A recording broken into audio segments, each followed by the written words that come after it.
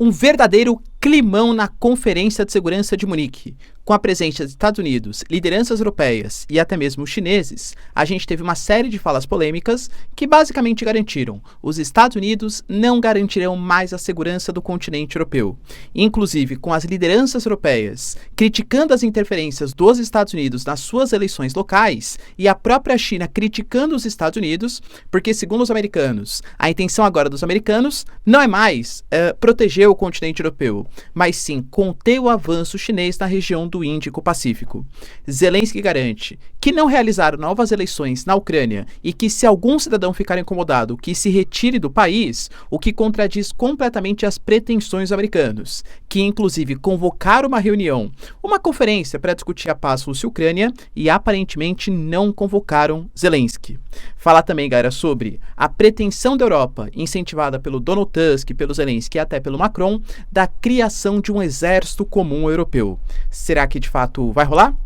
Para finalizar, a gente tem também o Lula garantindo que adotará medidas de reciprocidade às ações americanas de sobretaxa a produtos, principalmente aço e alumínio e muito possivelmente outros produtos agrícolas brasileiros. Uma guerra comercial está à vista. Se vocês querem entender um pouco mais sobre esses assuntos, e muito mais também sobre geografia, geopolítica, atualidades, política, polêmicas, enfim. Tudo para você se manter sempre bem atualizado. Já se inscreve no canal, deixa seu like, compartilha esse vídeo, que o professor Ricardo conta muito com a sua ajuda. Belezinha? Pessoal, para quem não sabe, a Nomad, que é a maior e melhor conta internacional do Brasil, está oferecendo para você na compra de dólares. E de verdade, com o preço atual, não é recomendação, tá? Mas eu costumo fazer ali minhas comprinhas para ir diversificando as minha carteira com a menor taxa de mercado. A Nomad te oferece essa possibilidade com as menores taxas. Eu estou falando que não tem custo de abertura, custo de manutenção. Caso você queira investir os seus dólares comprados no mercado exterior, em REITs, ações, renda fixa, renda variável, você também não tem taxa de corretagem. E além de tudo, você pode usar o seu cartão Nomad em viagens internacionais, sem se preocupar em ficar convertendo papel moeda, tudo tal, que é aceito em mais de 180 países. A Nomad ainda te oferece o cartão Nomad Explore, que é um cartão de crédito que você pode ir pagando suas contas no Brasil, em qualquer lugar do mundo, e você vai acumulando cashback dolarizado. Cara, de verdade, é sensacional, tá? E utilizando o meu cupom RICARDO20, você ainda tem acesso a até $20 de cashback na sua primeira conversão cambial. Então você compra dólares por uma taxa baixa e ainda ganha $20 de cashback até na sua primeira conversão cambial. Sensacional, tá?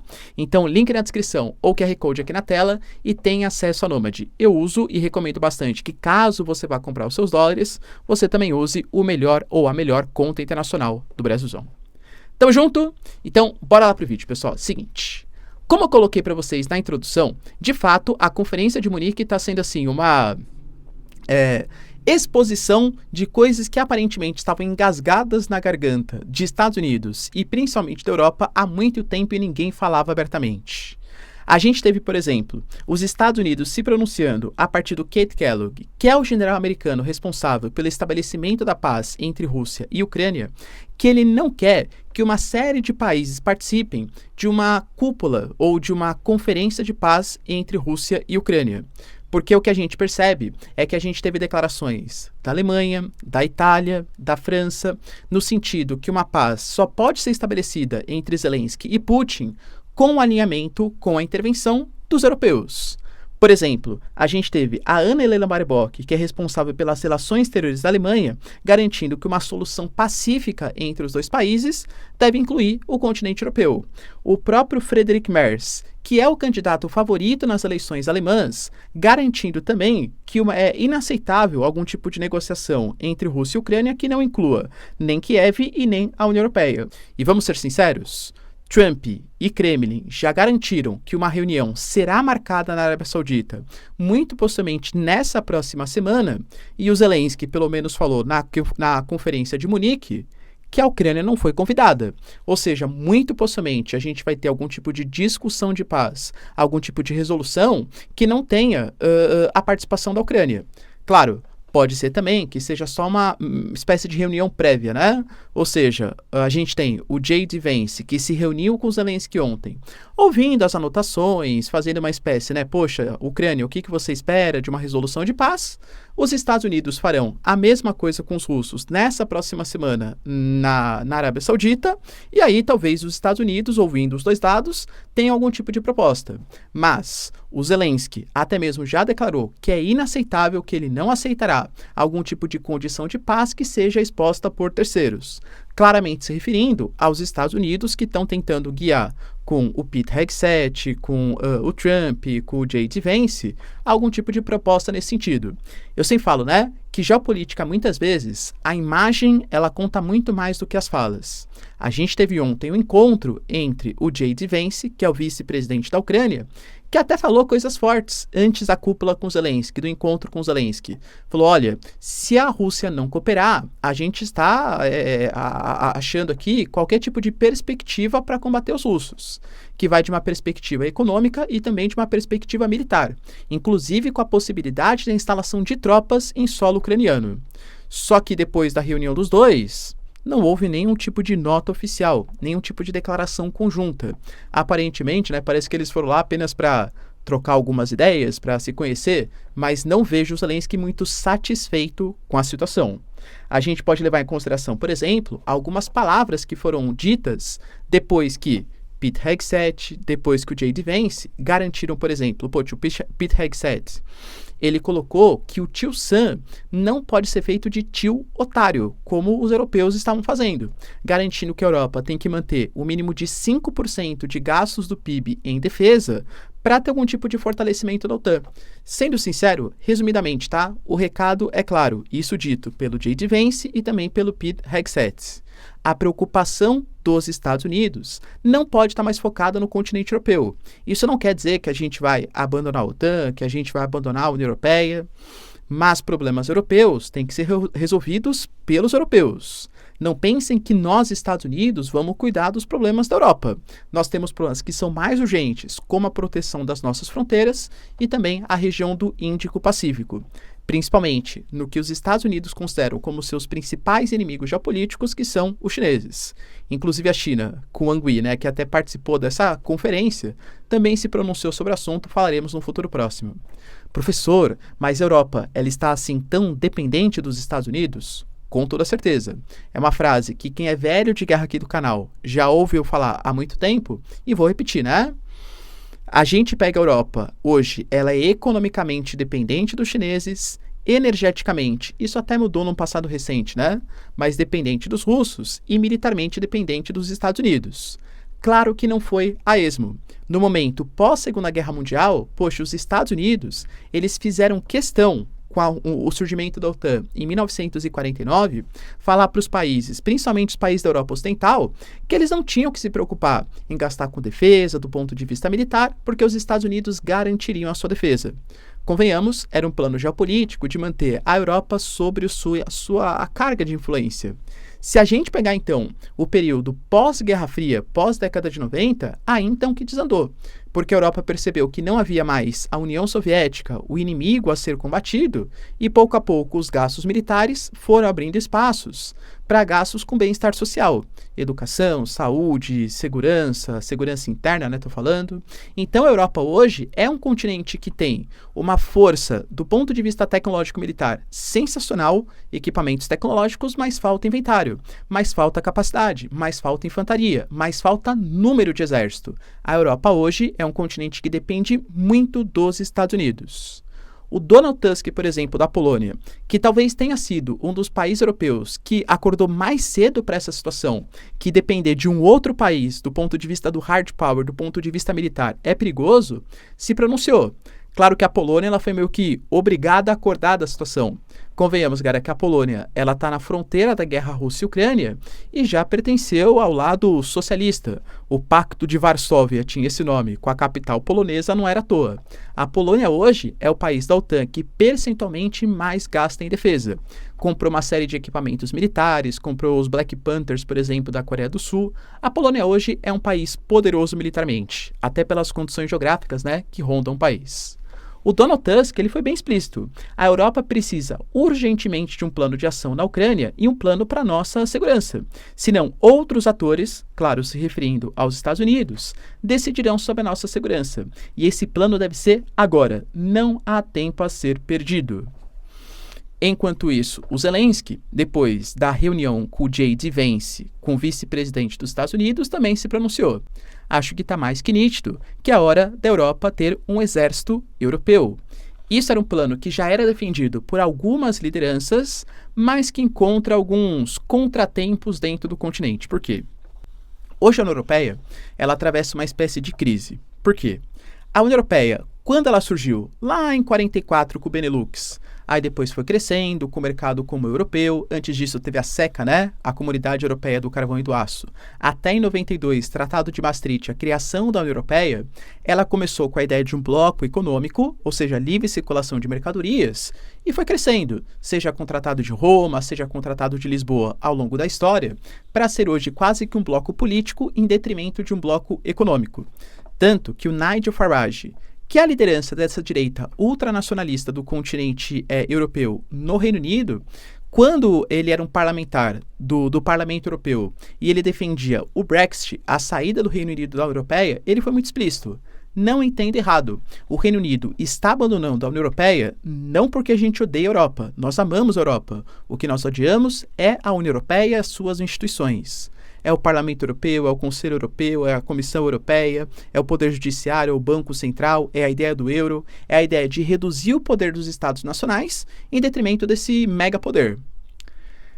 Será então que a Europa está disposta a formar mais uma coalizão? Porque, querendo ou não, fazer um exército depreende algum tipo de política burocrática.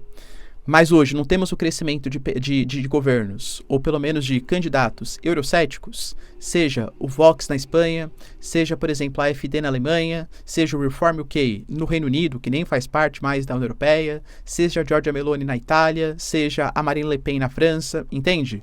Então essa ideia de um exército como europeu é uma ideia contraditória, porque ao mesmo tempo que a Europa percebe que precisa sim de uma defesa, é uma Europa que hoje tem um pensamento muito mais rumando para um nacionalismo em detrimento dessa organização cosmopolita. Mas o Zelensky, que lembrando, nem faz parte da União Europeia e muito menos parte da OTAN, falou que é importante ter um exército europeu.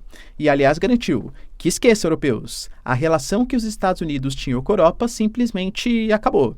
Nós não aceitaremos, nós ucranianos, acordos que sejam feitos às nossas costas sem a nossa participação.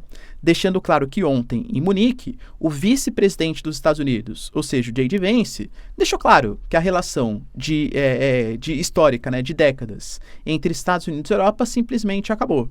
As coisas serão diferentes e a Europa terá que se adequar. Ou seja, o recado é explícito. Europa se arme, Europa se defenda. E de fato a Europa está fazendo isso. Talvez num ritmo mais lento do que fosse o desejado, né? Pelo menos para a defesa do continente europeu. Mas que a Europa está fazendo isso, tá. Seja com as reformas propostas na Alemanha, seja com o aumento dos gastos militares percentuais em praticamente todos os países do continente europeu, só que num ritmo mais lento do que a Europa precisava, Vamos colocar assim.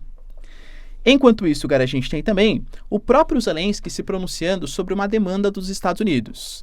Porque, deixando bem claro, não é que os Estados Unidos abandonaram a Ucrânia, mas os Estados Unidos deixaram claro que algumas condições predispostas vão ter que ser respeitadas e que a defesa da Ucrânia vai depender muito mais da Europa do que dos Estados Unidos. Mas não entendam, né? A própria declaração do J.D. Vance falou sobre isso. Se a Rússia se negar a negociar, a gente considera algum tipo de intervenção econômica ou até mesmo militar. Uma das condições que os Estados Unidos colocavam é a questão da democracia ucraniana. Em que sentido? A Rússia alega que hoje não pode negociar com Zelensky porque o Zelensky é um presidente ilegítimo. Como assim ilegítimo? Ano passado, em maio, deveria ter passado por um processo eleitoral na Ucrânia, mas a Ucrânia não passou, porque o Zelensky, numa situação de guerra, declarou um estado de sítio, anulando as eleições, só que, claro, ele alega, né, que no futuro as eleições podem acontecer. E, inclusive, tinha garantido na semana passada para representante dos Estados Unidos, só que naquele momento, aparentemente, quando os Estados Unidos estavam mais dispostos a chamar ucranianos e russos para sentar na mesa de negociação, e não muito mais pró-Rússia, como pelo menos parece hoje, depois da conferência de Munique, a Ucrânia falou, não, tamo junto, se os Estados Unidos querem eleições, só passar esse período de guerra, a gente convoca novas eleições. O Zelensky falou diferente.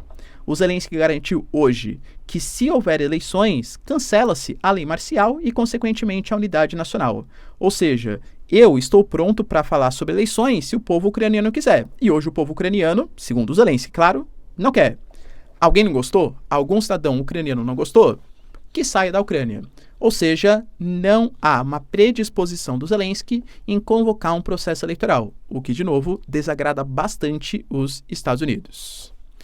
Professor, quer dizer então que as críticas rolaram muito do ponto de vista de defesa e basicamente fala assim, Europa, não vou mais tomar conta de vocês? Sim, mas não só.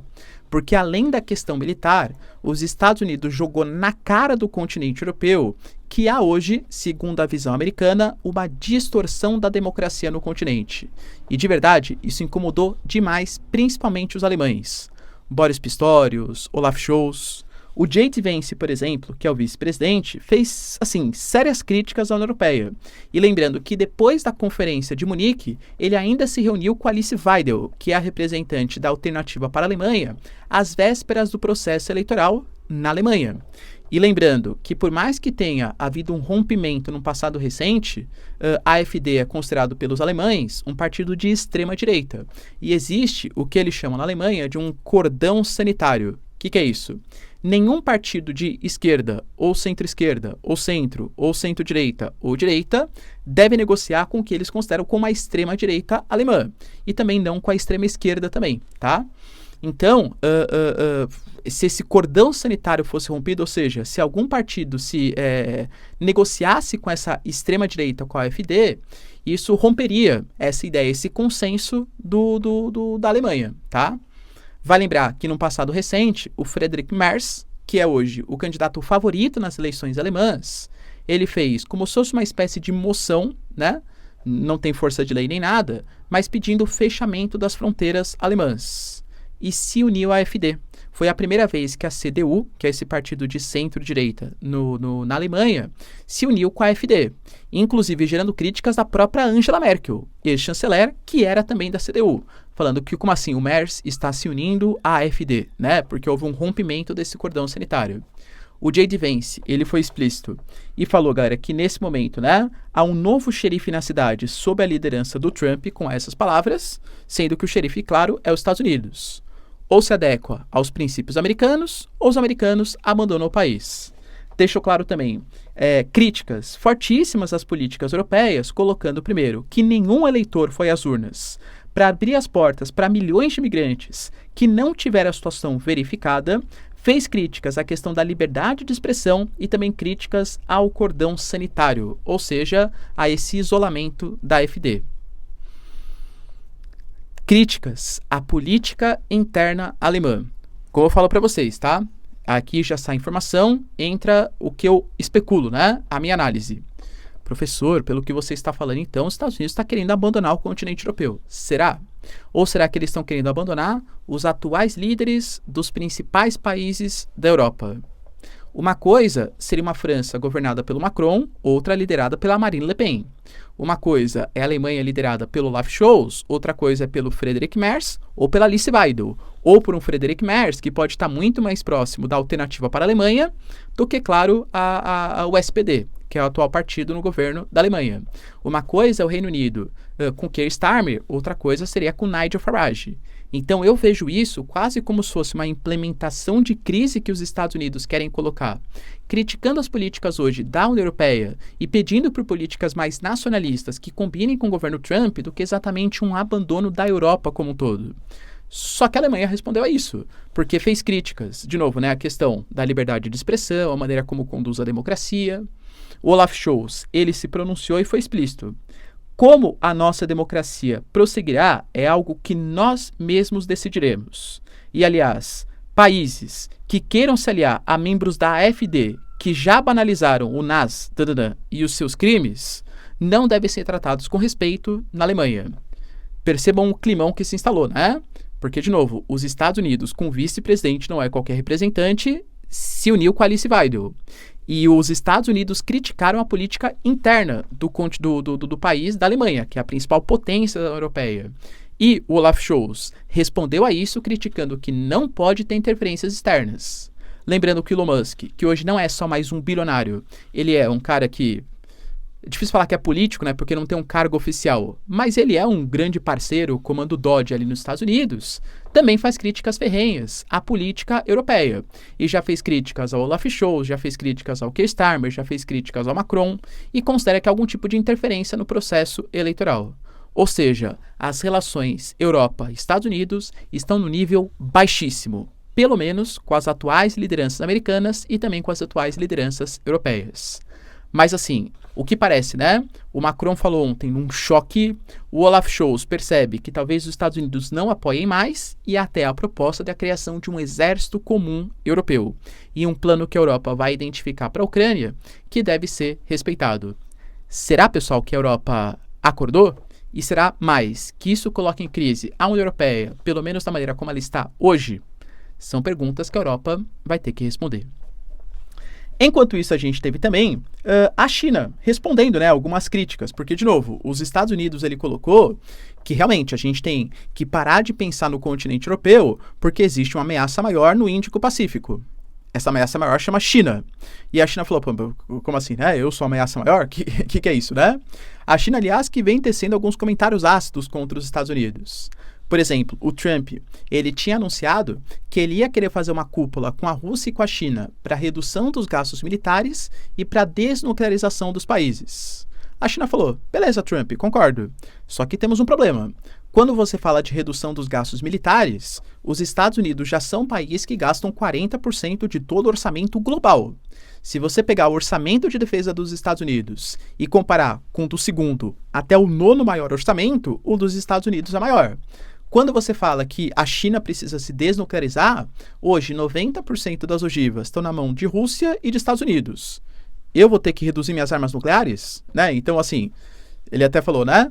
Vocês não falam tanto de America First? Então, America First. Primeiro reduz os gastos militares e suas ogivas, que depois a gente pode seguir pelo mesmo caminho. E aí, o Wang Yi, que estava, né, o chanceler chinês, que estava nessa conferência, falou que, olha, se os Estados Unidos quer trabalhar junto com os chineses, ótimo, porque ele espera que os Estados Unidos trabalhem com a China. Mas se eles estão empenhados em suprimir e conter a China, então nós não temos escolhas, a não ser fazer uma resposta resoluta contra qualquer prática unilateral de intimidação dos Estados Unidos. Muito possivelmente o que os Estados Unidos estão falando, e olha que interessante, não é nem sobre Taiwan. Taiwan, claro, que é um parceiro estratégico dos Estados Unidos. Só que o próprio Trump colocou, por exemplo, cortou gastos externos, preservou os gastos de Egito e Israel. De Taiwan foi cortado, pelo menos durante 3 meses. Os Estados Unidos, por exemplo, falou que não apoia o atual governo a independência de Taiwan e que mantém a prática de uma única China. Claro que pode ser aquela ambiguidade estratégica que a gente fala, né?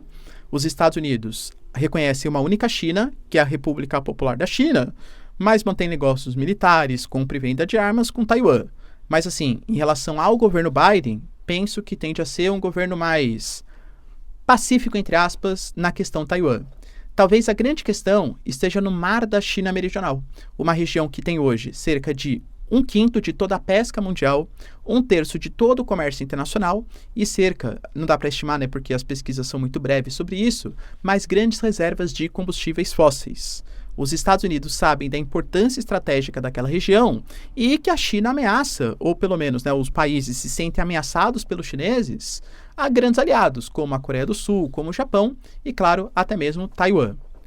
A China respondeu, se os americanos nos intimidarem, a gente vai dar uma resposta resoluta contra eles. E para finalizar, pessoal, a gente teve também o Trump fazendo essa prática de sobretaxa de 25% em cima do alumínio e do aço, taxa que só entrará a partir de março, é bem verdade, tá? E também fez uma listinha, inclusive falando sobre o etanol brasileiro, colocando que o Brasil sobretaxa muito mais os produtos americanos do que vice-versa. Ou seja, dá a entender, com o Trump falando de medida de reciprocidade, que ele vai sobretaxar alguns produtos brasileiros, a exemplo do etanol. Só que, eu já analisei com vocês. Primeiro, a OMC, Organização Mundial do Comércio, que regula o comércio internacional, fala que não é justo comparar as taxas americanas e as taxas brasileiras para os respectivos produtos, porque o Brasil é um país emergente, é um país em desenvolvimento. Então, tem o privilégio de colocar algumas sobretaxas para proteger a sua produção nacional. coisa que os Estados Unidos, como um país desenvolvido, não deveria ter. Além disso, o Brasil alega que hoje a balança comercial Estados Unidos e Brasil, ela é deficitária para o Brasil e superavitária para os americanos. Ou seja, não teria motivo para taxar o Brasil, já que os americanos já ganham dinheiro nessa nossa relação comercial. Já os americanos alegam, de novo, que há uma diferença de taxas e que isso não deveria ser justo. Ou seja, ou é livre comércio ou a gente vai adotar medidas recíprocas. O Lula se pronunciou e deixou bem claro, galera, que hoje o Brasilzão, caso tenha essa confirmação, porque ainda há espaço para negociação, irá adotar medidas de reciprocidade contra os Estados Unidos. Ou seja, o Brasil se recusa a falar em retaliação, em guerra comercial, mas fala que não vai arredar o pé. Adotará medidas de reciprocidade caso os americanos confirmem a taxa em produtos brasileiros. Beleza, pessoal? Deu para entender os principais acontecimentos? Se vocês curtiram o vídeo, então, já deixa seu like e se inscreve no canal. Tamo junto, beijos, abraços e tchau, tchau.